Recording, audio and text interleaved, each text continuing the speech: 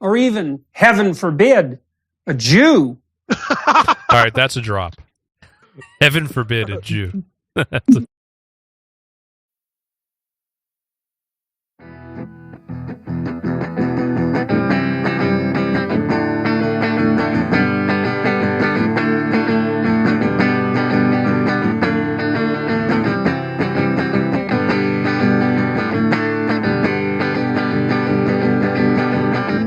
Hello and welcome to an emergency episode of Radio War Nerd. The date today is October 7th, 2023. We're recording this at just around 2:30 Eastern Time. This is episode 401. You're listening to Radio War Nerd at patreon.com/Radio War Nerd. Obviously, because of the war in Palestine, Gaza, Israel.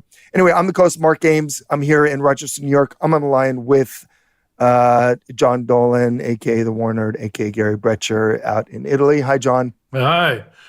Exciting times. I know. I know it's getting late there, and so we're going to try and keep this one shorter than normal, but we did think, we're a war podcast, so we should have a few things to say, and I feel like, obviously this is, as they say, a moving target. I mean, it's things are changing very fast, but there is a lot, given that so much of what we talk about are historical wars, current wars, patterns.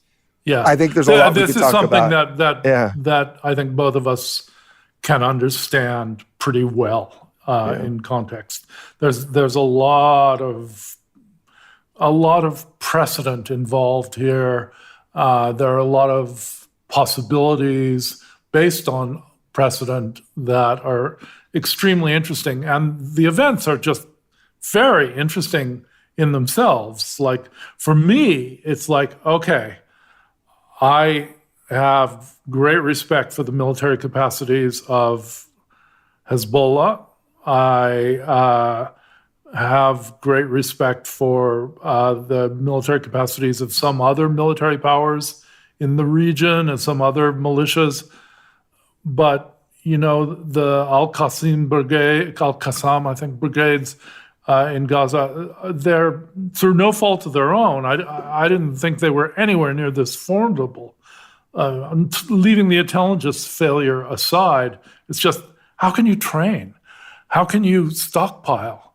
How can you function as a military group when you're penned in a tiny ghetto, which is one of the most heavily surveilled and infiltrated places in the world? Yeah.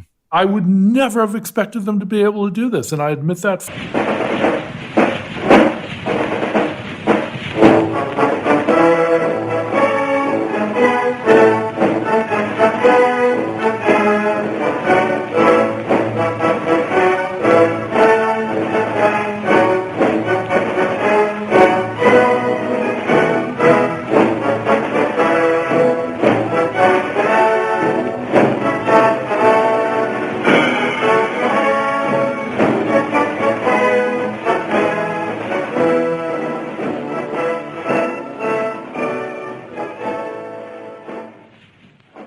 Hey, what's up?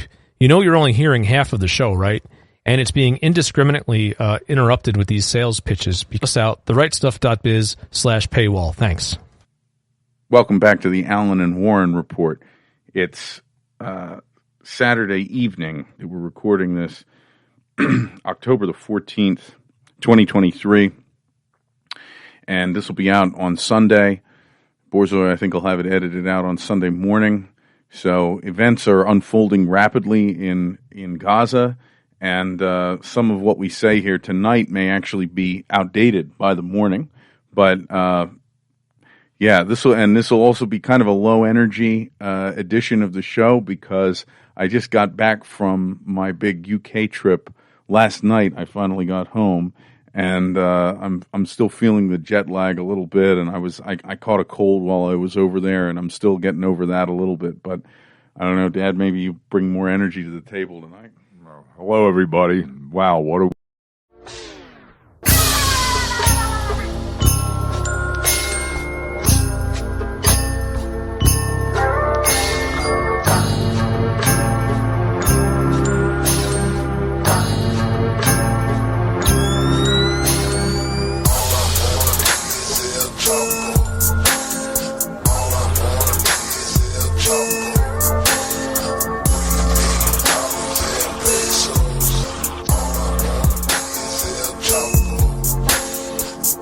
Hello, everybody. It's Tuesday, October 10th. This is your Chapo.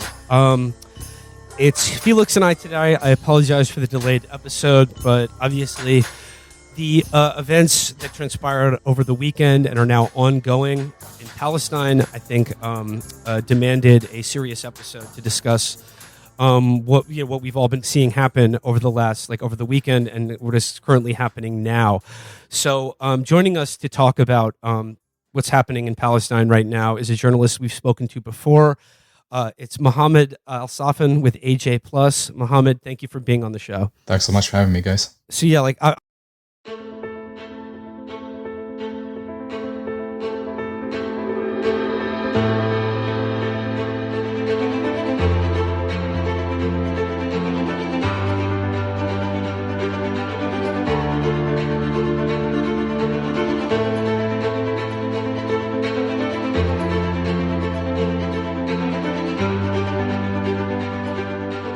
All right. Hello, everyone, and welcome to By the Numbers, episode 14. I'm once again joined by Alex McNabb, and we're going to be incredibly anti-Semitic today by looking at facts and figures that are publicly available on the internet. Right, Alex?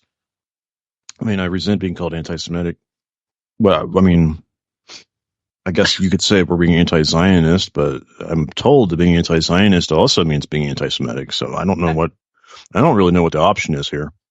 Well, I guess we got to cancel the show because we just can't report on this stuff. Yeah, we cannot read publicly available information. Sorry, show's. If you don't like what we tell you to believe in, we'll kill you.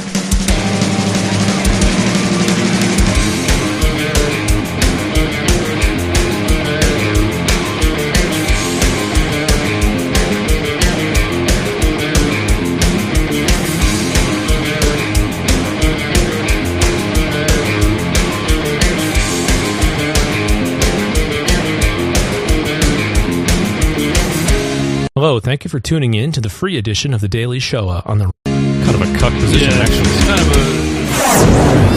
This it's is kind of TV's on therightstuff.biz. I guess that's a good slogan for, before they're being wiped off the map by paragliders. But anyway, it is The Daily Show. I boycott them having bodies. You boycott them having a right to exist.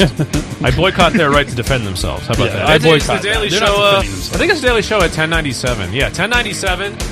Indigenous Peoples Day edition. Yes, welcome. Thank you, everyone, for joining us on Indigenous Peoples Day.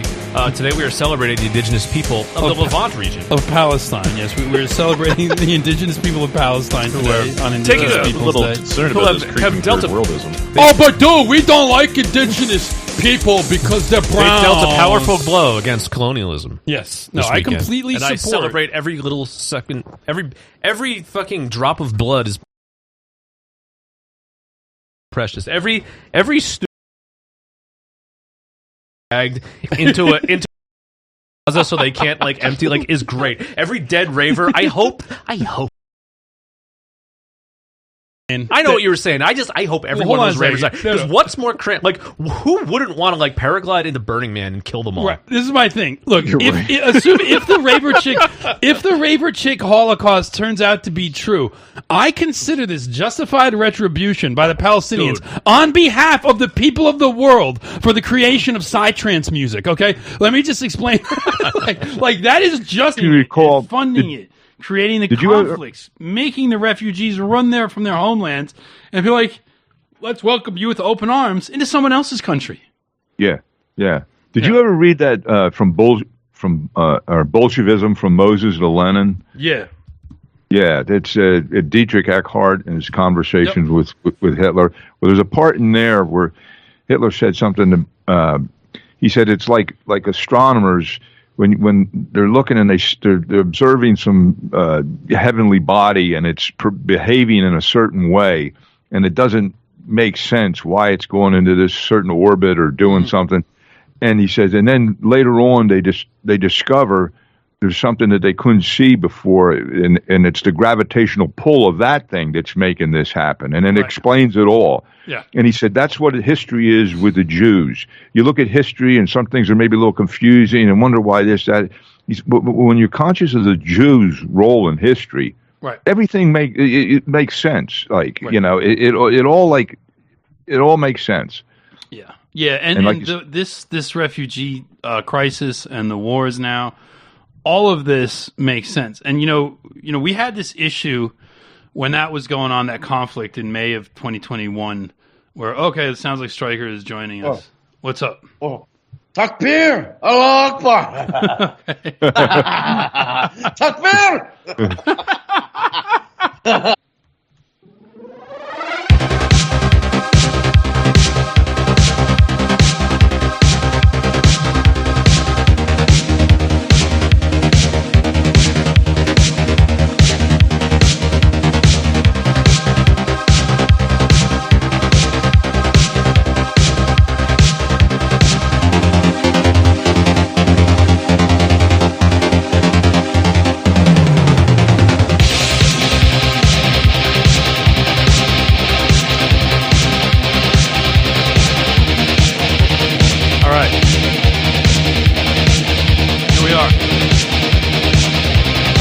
Here we are.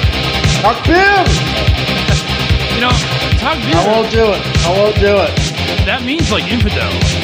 That's gonna get me put on a list. Oh wait, I'm already on one. Yeah, we're already on every list. But real quick before we do again at the end. I think right now, look at your favorite far right influencer, and you are seeing this across the board on Twitter, on Telegram. People have these people that they thought were on point, that they thought saw eye to eye on these issues, and they're being sorely disappointed. A lot of people are being like, wait a second.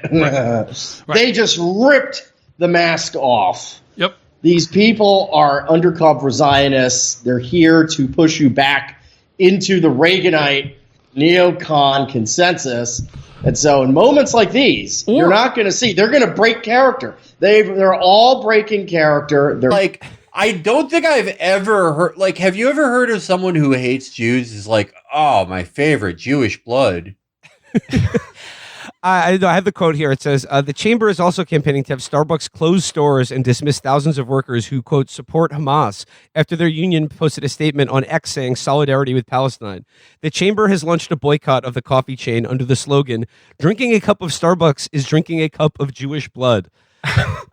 I really thought that Felix was dialing that one up for comic effect there. No. He actually underselling it a little bit. Like, you put more qualifiers in there than they did. Yeah, I could not believe. I thought someone fucked with it or something. It was just like, I mean, drinking. If you don't like what we tell you to believe in, we'll kill you.